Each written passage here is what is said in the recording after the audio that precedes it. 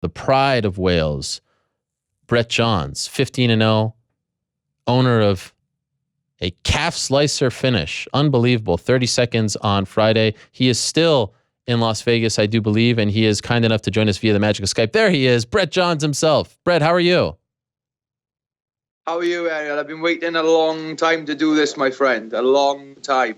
Well, I'm sorry for keeping you waiting. Your fans have been patiently waiting as well. They have been banging on my door for years now to have you on the program. I'm glad. I always said to them, when he wins via calf slicer, then I'll have him on. And then you did it, so I have to have you on.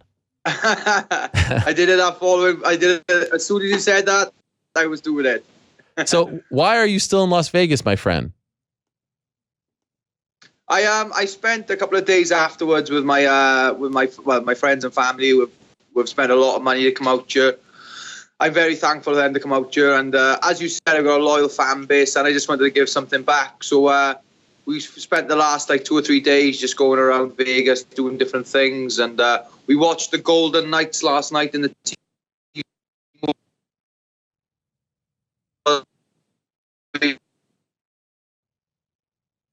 Oh, no.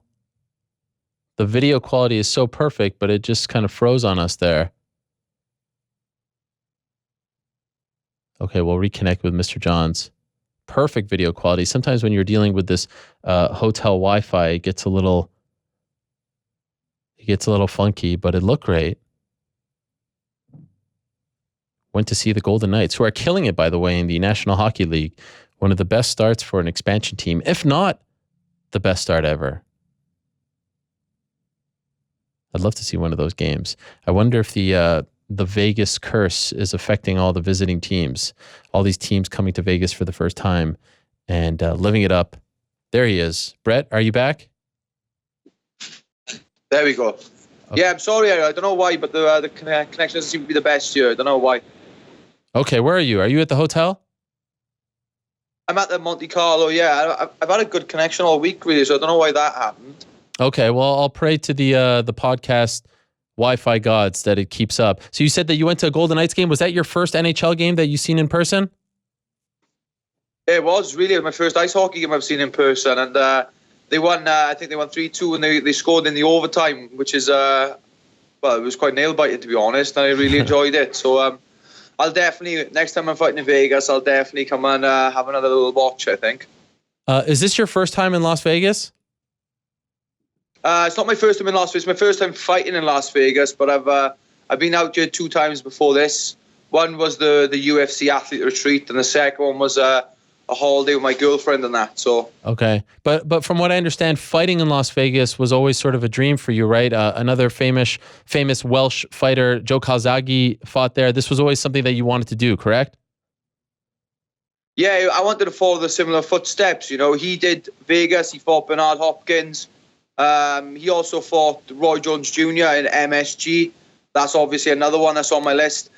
And as you said before we went live, the Millennium Stadium. But you know, you need a supercar to fill that place. You're on about 80,000 seats or whatever it is. And then the next thing we got to that is like a 3,000 seater thing, and it's just not right for UFC. And everybody asks that question when the UFC is coming to Wales. But we need to find a card where we can slot in nicely. You know. Mm-hmm. Okay, so let's talk about this fight, because you were 14-0 going into it. I would argue your biggest name opponent, Joe Soto, fought for the belt. He's been around for quite some time. And you said earlier, going into the fight, you were talking to our own PT Carroll, you were saying like, okay, for your confidence, this would be a big one to feel like you belong. And so let me ask you now, do you feel like you belong? Do you believe now? Do you believe that you're one of the best bantamweights in the world? I believe I'm one of the best bantamweights in the world, yes. I've watched the top 15 from a very young age. As a fight with Joe and the calf slice in 30 seconds was an amazing result, yes. But I didn't get a lot of experience in there at that level. Do you understand me? I only got the finish. I got it early on. It would have been nice to see maybe it go a bit longer, but I'm not going to complain of a submission of the year candidate fight, you know what I mean? So I don't mind, you know. I want to fight and maybe another top, just outside the top 10. Let's have a look at that and then see we'll go from there. Wow, so you kind of felt like unfulfilled a little bit after that fight? You would have preferred to go a little more? Ariel, you won't believe the way I think after fights. I remember back in Titan FC, I fought Wild Watson, and I finished him in the second round, and it was like one of the first stoppages I had in like 6 fights, and it was the most anticlimactic feeling ever. I'm a guy that gets beaten up a lot in fights, and I've had so many decisions in my career that I feel like maybe for my fight to be a good fight, there has to be a decision, and I don't know, to get the quick finish, I enjoy that, but I also enjoy having that fight. Yeah. I've had 2 UFC fights previous to this. The Quano Quack fight, I don't know what happened there, but that was something I was looking towards. It was a barn burner. And the Morales fight was very similar. And this fight was the complete opposite end of the scale then. So, yeah, I do feel a little bit, wish it went a bit longer and seen how I fought at that level. But it was, obviously it was a good submission. I understand that. But I'm a little bit, would have liked the experience as well. A word of advice from someone who has never fought and who will never fight, who doesn't have the balls to do what you do. This is good. Finishes like this are good. This gets people talking about you. Decisions, not as much. Embrace this. Go for more of these. Don't go for the 15-minute fights.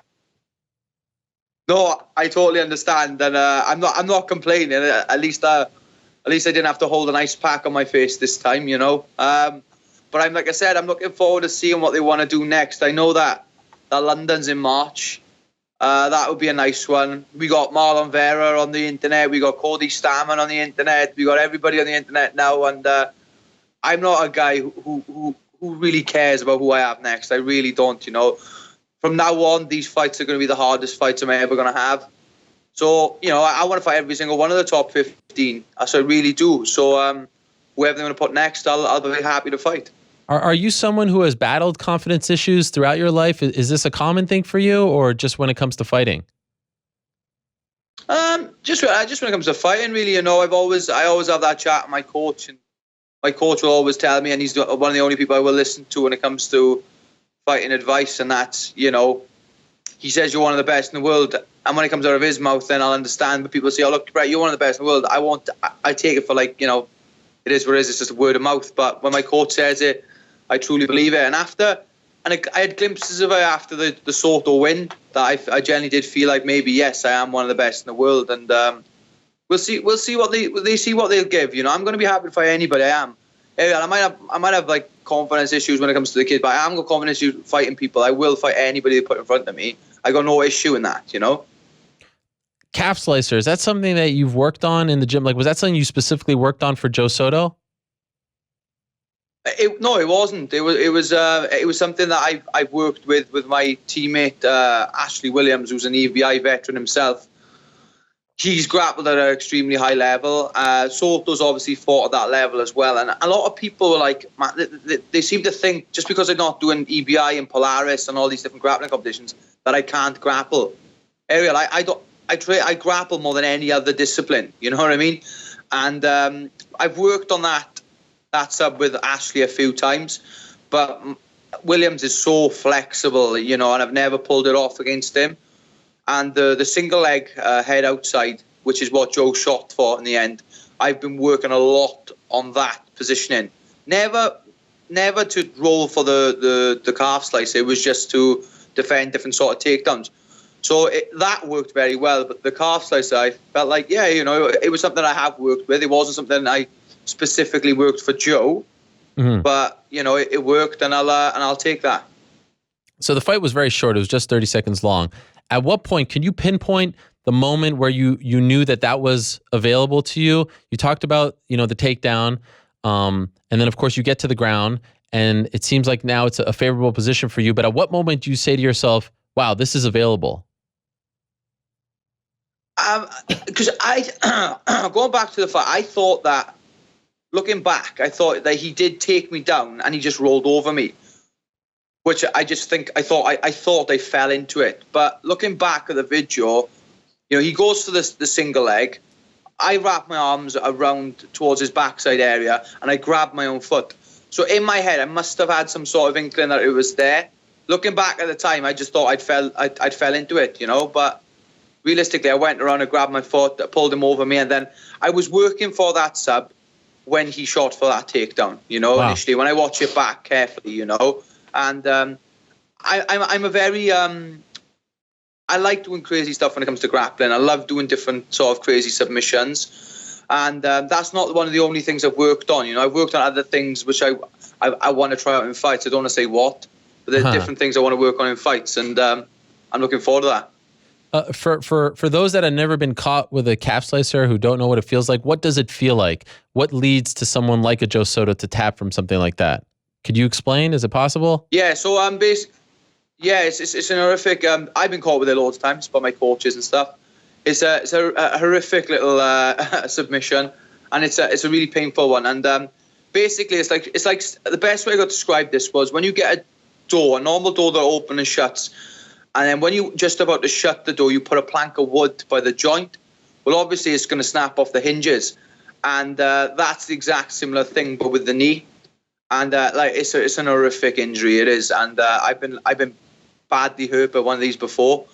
And you struggle to walk for the next couple of days. So I knew when Soto was in it that it was going to hurt. All I had to do was keep the pressure going. But even when he tapped, I was still completely and utterly shocked that it pulled off, you know.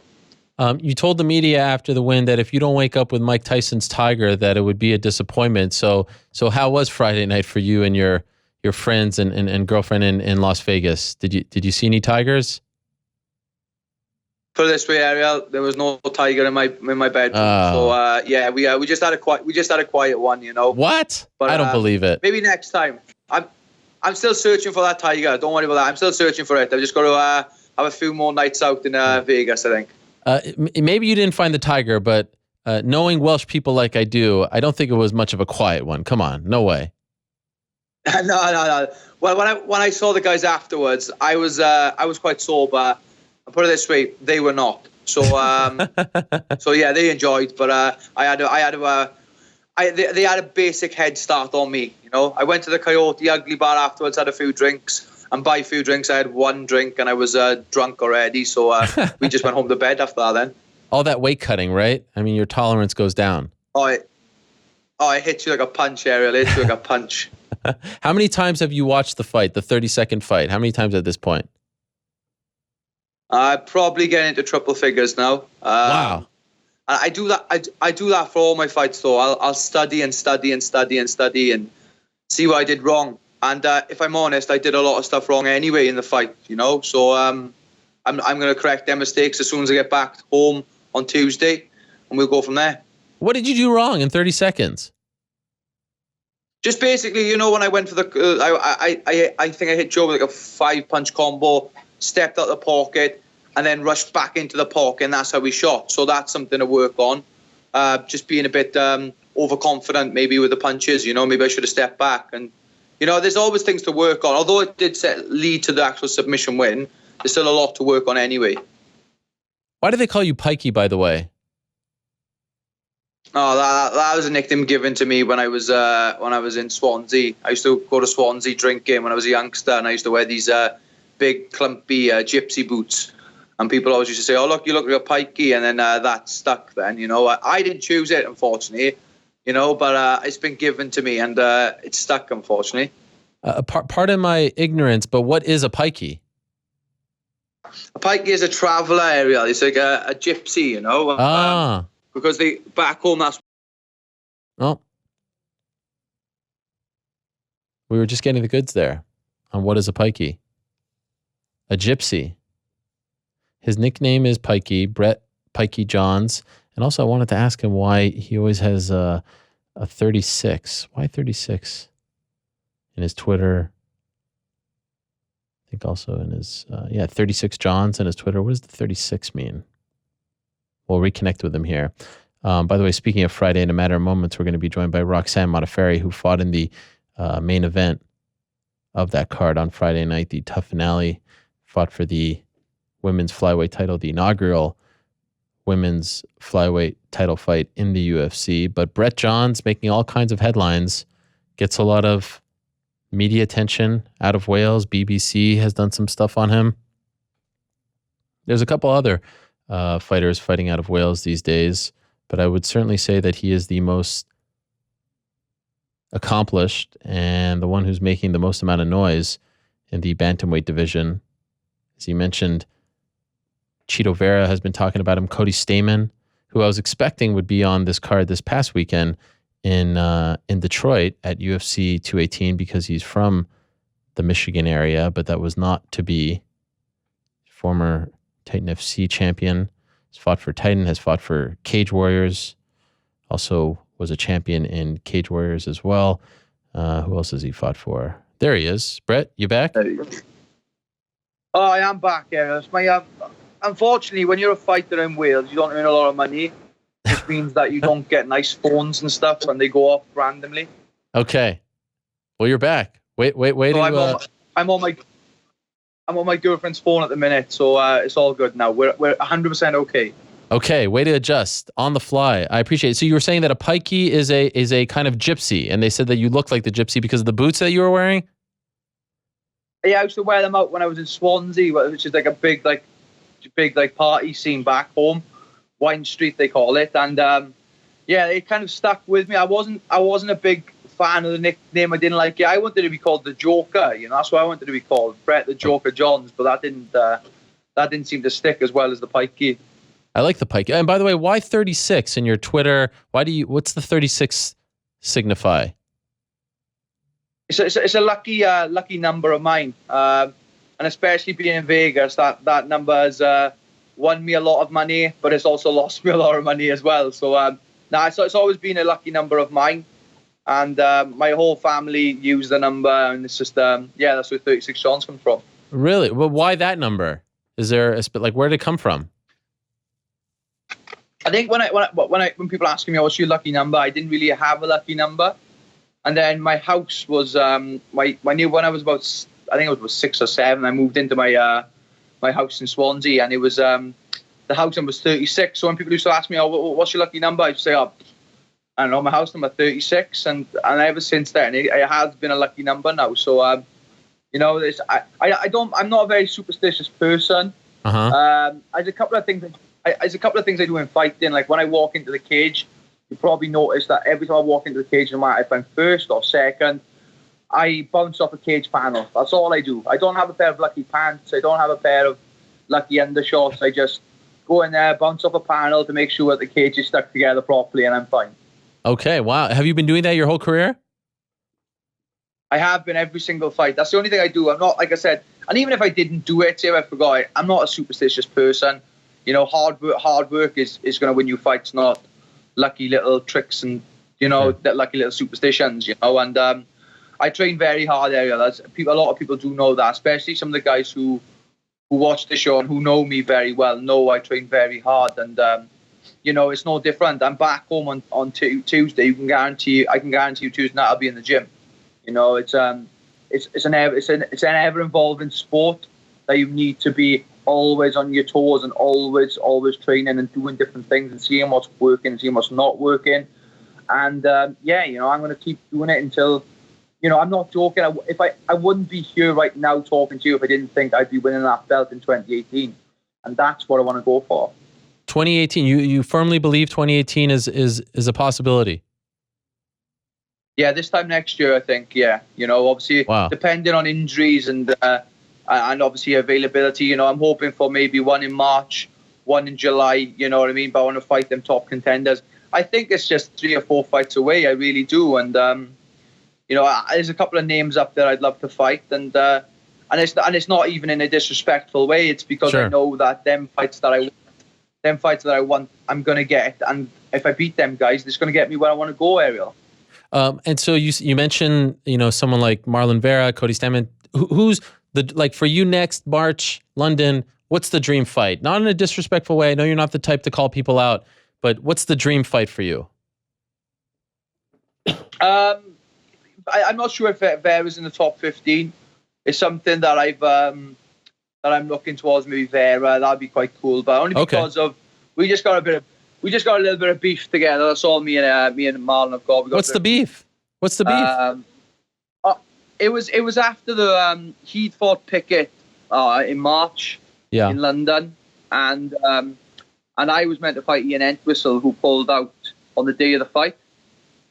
And that was tough itself. And then after the fight, I was downstairs with my one of my cornermen and my brother, and we were just chatting about like the whole card. We'd watched the card live. I was absolutely heartbroken I didn't fight, and apparently my brother and my cornerman said behind me he was getting a whiskey at the bar, and as he walked past me, he kind of did like the boom, boom, the gun sign thing behind my back. Whoa. So yeah, apparently, you know, my brother said that, and as he come over, my brother gave me like a bit of a look to say, well, what's he doing? So then when he come over, I said, well, maybe me and you should get her on one time, you know.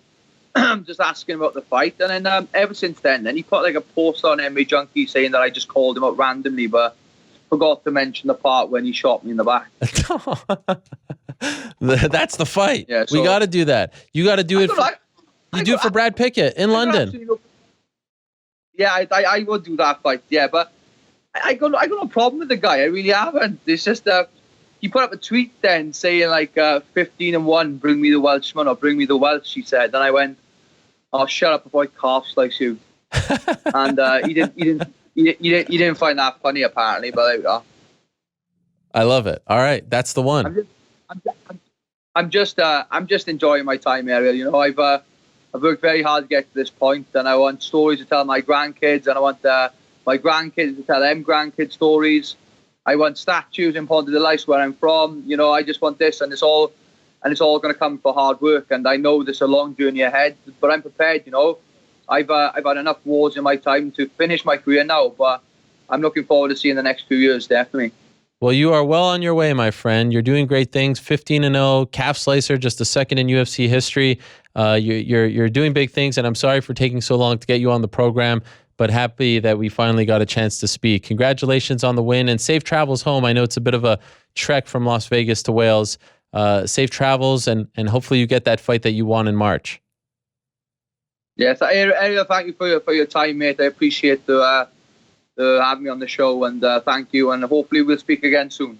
Absolutely. My pleasure. And again, congratulations on all your success. Keep it up. Thank you. Thank you. See you soon. All right, there he is. Brett Pikey Johns, the pride of Wales. Big win, 15-0. Sign me up for that fight against Marlon Vera. That's a lot of fun. I love that story.